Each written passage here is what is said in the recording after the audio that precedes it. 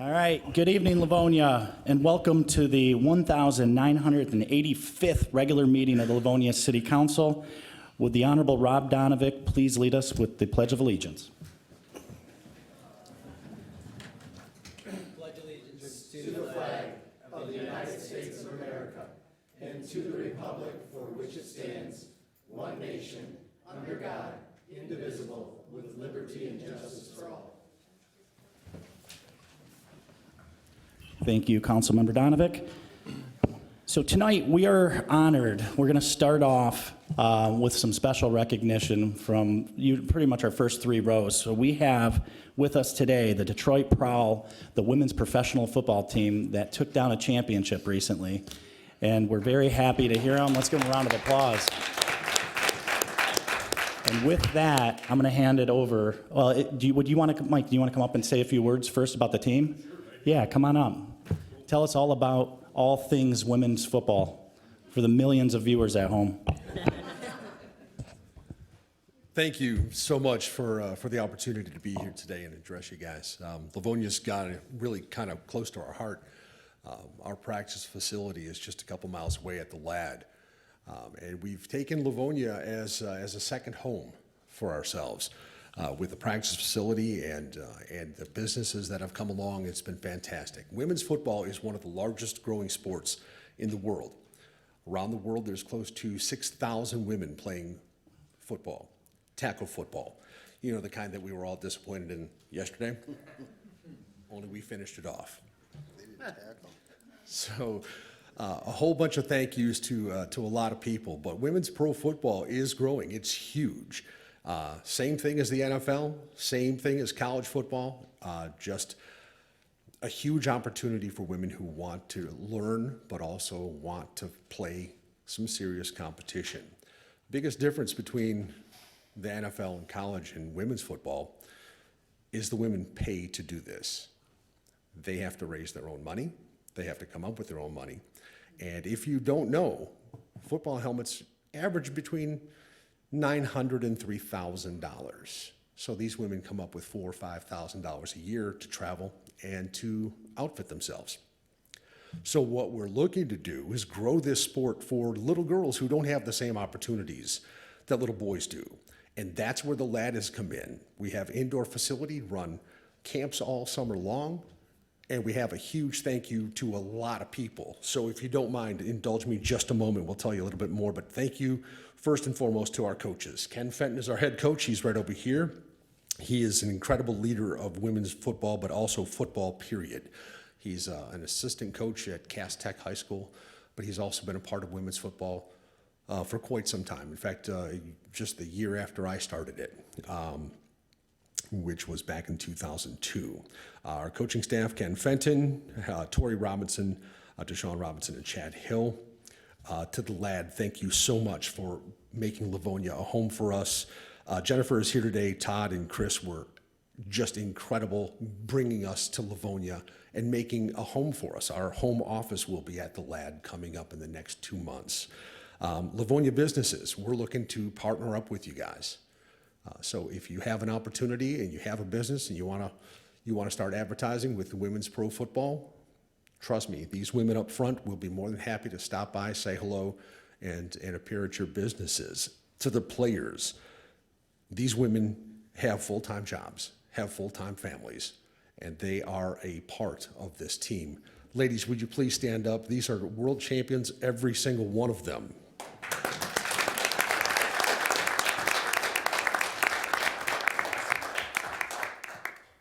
We take care of our players. Ladies, thank you so much. We take care of our players, and Superior Ambulance has allowed us to use their facilities and their paramedics, let's be honest. They're right here behind us. Also, Adam, Tim, and Lou are on our sidelines and travel to every one of our games.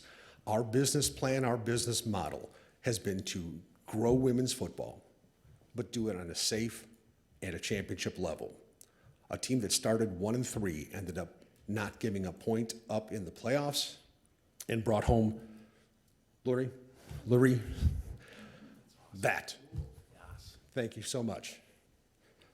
This is the hardware we're all trying to get. So championship football is in Detroit. It's at the Detroit Prowl. So we're looking forward to continuing to build with Livonia and Livonia businesses and create a championship atmosphere for not only our sponsors, the businesses here, but our home in Livonia. Thank you so much for this honor. We Thank greatly you, appreciate Michael. I it. appreciate it. Thanks, So guys. it's funny, honestly, another round of applause for you girls. I met Michael, my wife teaches at Franklin, and so I know a number of you helped out during the Powder Puff game, and I'm talking to him on the sidelines. I'm like, I'm on city council.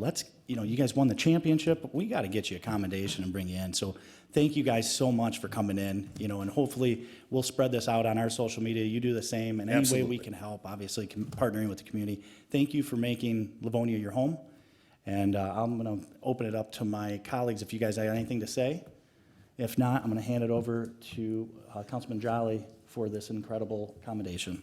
Thank you, Mr. President. So on behalf of myself, the City of Livonia, please accept our sincerest congratulations on becoming the 2023 United States Women's Football League champions. We are proud of your achievement and wish you continued success, and thanks for making Livonia your home. Thanks a lot. Mr. Jolly, thank you so much. Thank you. Fantastic. Where do you want us? Let's go right in front. Perfect. Come on, guys. Real quick, I have to thank our owners also, Denise and Greg and Allie and Sean. A couple of them are here today, so thank you so much. Oh, you want us up there?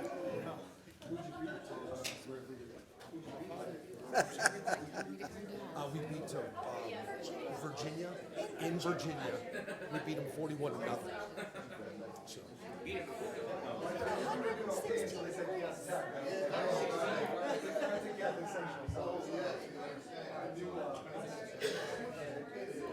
Shows up north. Just got back. Good. We went up there with Marty Donnelly, Stevenson. Oh, you were gonna go watch football? Yeah, and another friend of ours. Yeah, we drink a lot of beer though. Get you a picture.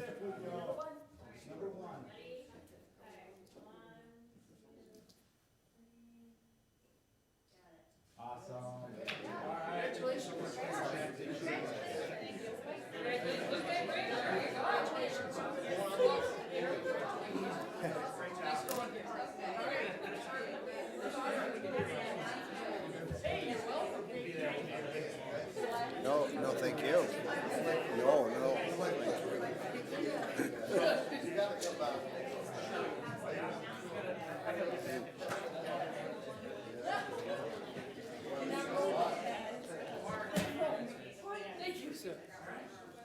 Slow tonight. Gotta go slow. You got a rookie here. I have no problem stopping you. I need to be as prepared as everyone else, apparently, because I brought up my card. And you guys are totally free to leave if you want to. I mean, we've got city business, so I'm not kicking you out. I'm just saying. You guys don't want to stay? Yeah. Let us know the schedule, and thank you guys again. All right, so that was fun. Now moving on.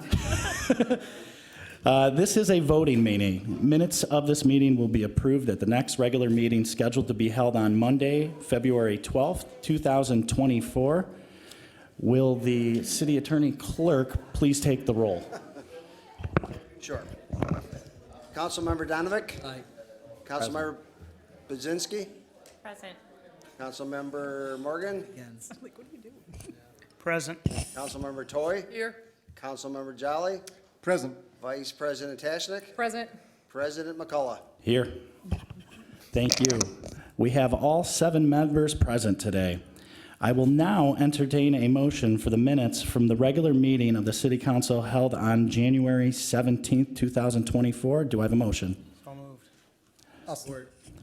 Moved by Morgan, support from Donovic. Do I have any comments from council? Do I have any comments from the audience? Seeing none, Mr. Attorney Clerk, please take the vote. Councilmember Donovic? Aye. Councilmember Budzinski? Aye. Councilmember Morgan? Aye. Councilmember Toy? Aye. Councilmember Jolly? Aye. Vice President Tashnik? Aye. President McCullough? Aye, and the minutes are approved, 7-0. We are now going to move on to audience comment. The council has set aside 30 minutes for audience communication for items not on the agenda. Do we have any audience communication? Sir, your name and address for the record, and you will get 3 minutes. Thank you. Eric Kaczynski, 37734 Pickford Drive here in Livonia. My apologies for kind of coming out of the blue, but I'm here to ask about the vacant house at 7 Mile near Blue Skies. I believe the address is 37739 7 Mile Road. A couple months ago, I had requested an update from City Council. The response was, don't worry, it's on the slate for demolition, it'll be gone. I talked recently with the gentleman who's going for the zoning change. He said, yeah, I even offered to take that down. I made an offer to the city. I'd take it down at cost because I want to make sure it's done right because I want to use that land. And he says he's gotten no response. So I'm here to ask, what is the city doing to get rid of our most infamous eyesore? Thank you, sir. Just one thing, if you could. I think there are some forms up there that have name and address, if you could fill out. I get signed in at the, Yes, just make sure your address is there, or your email address. there's no form. Then we'll get you something. Or if you'd like to contact the council office tomorrow, talk to Sarah, leave your contact information, and what we'll do is get you an update on it. I appreciate it. Thank you. Any more audience communication?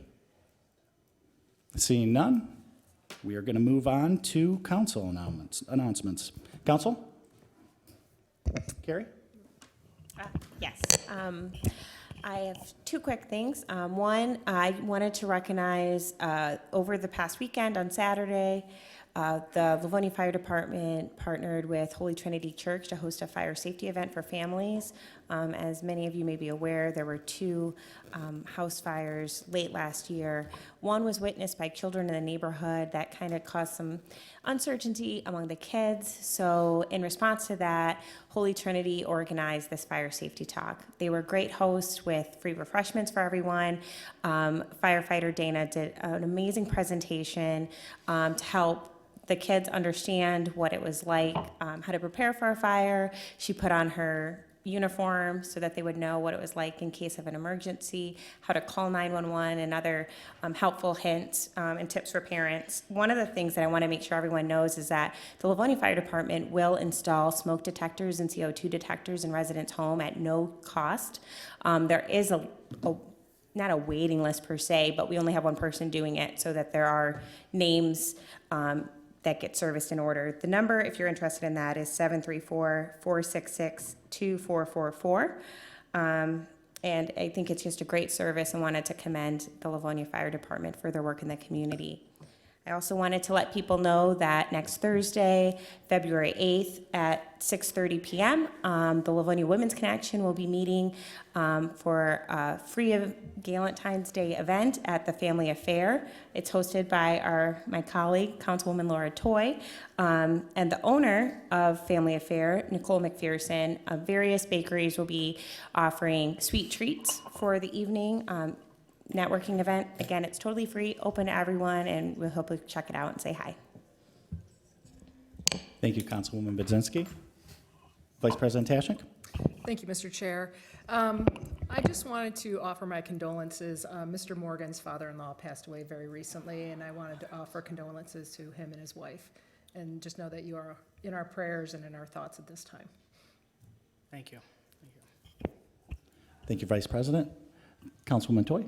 Thank you, Mr. Chair. This gentleman didn't live in Livonia, but he certainly had a lot to do with Livonia, and that is past supervisor of Plymouth Township, and that was Maurice Breen. He died just 2 weeks ago now, and his memorial mass will be on February the 3rd at 12:30 at St. Kenneth Catholic Church on Haggerty Road in Plymouth. His wife, Mary Breen, was a Schoolcraft College trustee when I was a trustee. They were a great political family, very community-orientated. Maurice did a fantastic job in Plymouth Township, and just helped develop the Yucca sewers, or the water system, if you will, unlike our Detroit system, which is a good system, don't get me wrong. But I'm just saying, that is an alternative system as they were developing those areas. He did a lot of innovative kinds of things when he was a supervisor, and he will be sorely missed, as the whole family there still resides, some of them there, but they have moved on to other parts of our country as well. But I wanted to recognize Maurice because he did a fabulous job and was a good friend to Livonia, and so was his wife. Thank you. Thank you, Councilwoman Toy. Councilman Donovic? Thanks, Council President. The Livonia First Responders Foundation is raffling off a couple cool prizes. The coolest of the prizes is going to be the golf cart, and it's a really neat golf cart. And all the proceeds go to the Livonia First Responders Foundation, which helps our police officers and firefighters and families and anything first responder related. You can purchase the tickets, bless you, for $20 a ticket, and they can be purchased at a number of places: the police department, the treasurer's office, the rec center, the fire station right here on Farmington Road. But again, all the proceeds go to the foundation that supports our first responders in Livonia. The drawing is February 10th at the fire station on 7 Mile Road at 10 o'clock in the morning. So everybody is welcome to join and support this foundation and our first responders. Thanks, Mr. President. Thank you, Councilman Donovic. Anyone else? Well, if nobody's saying anything, we got to talk about the hockey game, right? I know. So we had over 800 people in attendance at Eddie Edgar Ice Arena yesterday, and it was the Detroit Red Wings alumni beating us for the third year in a row, and it's fine. We're getting better each time. We raised over $10,000 for Livonia kids and families. It was incredible. Honestly, it takes a village, as we say, but it takes a city. I called it a Hallmark hockey movie because, everywhere you looked, it was community. People were having fun. Rob didn't fall over too much, but twice. He was offsides a couple times. That was fine. He's getting better. But at the end of the day, we had Livonia Hockey Association. I could read and read. I won't bore everybody, but we did well, and it was a fun event for all. Hopefully, we'll be looking on for the fourth. The Red Wings did say we are now in their top 3 for premier events, so I don't know if that's because they're having fun beating us up. They did want Councilman Jolly in the next game and Morgan in net, so we'll have to see if he wants to do that. But other than that, it was a great event. Thank you for everybody attending. And also, I want to just take a quick moment for our Parks and Rec staff and even our DPW.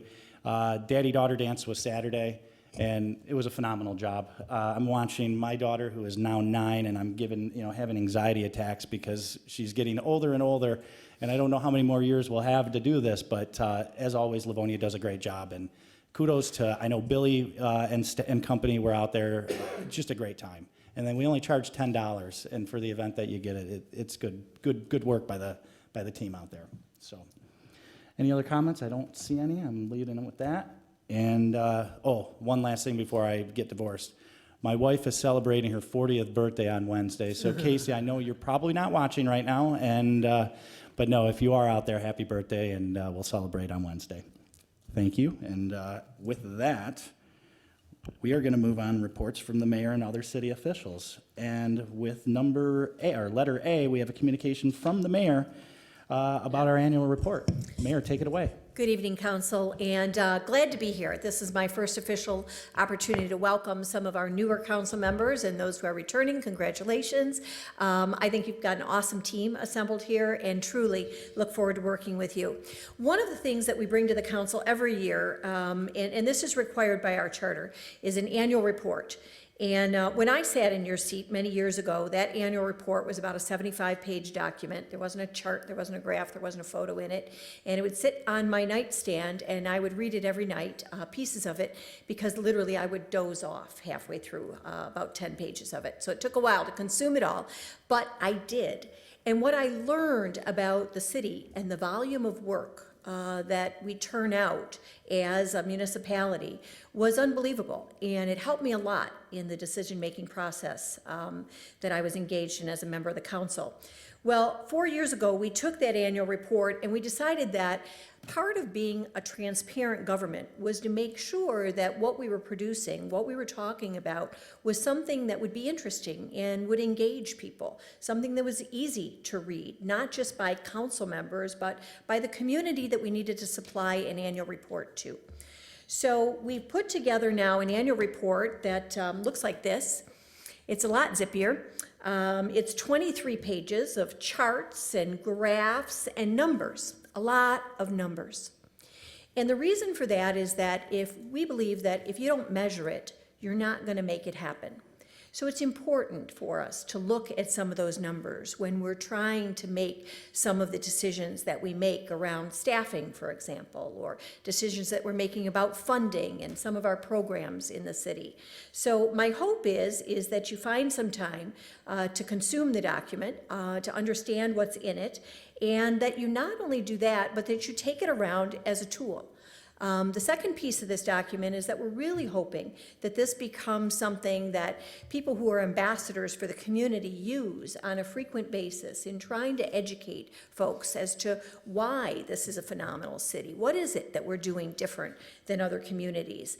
So in this program this year, one of the things that you're going to find is a section sporadically placed throughout the document called Leveling Up. And whenever you see the subtitle, Leveling Up, this is an area where we've introduced something new, where we've reached a metric that sets us apart from other communities. So I would encourage you in particular to look for those areas in addition to all of the other valuable information. I want to make sure to thank our team of department heads and all of the people that worked with the city in putting this together. This is one of the most collaborative efforts that we have ongoing in our community. And one of the things that I like about it the most is that because it has become so streamlined, because every year we're reporting on the same data points, that's the way we're going to measure any trends that are going on in our community, it really has made it easier for department heads to complete the ritual of compiling the numbers for this report.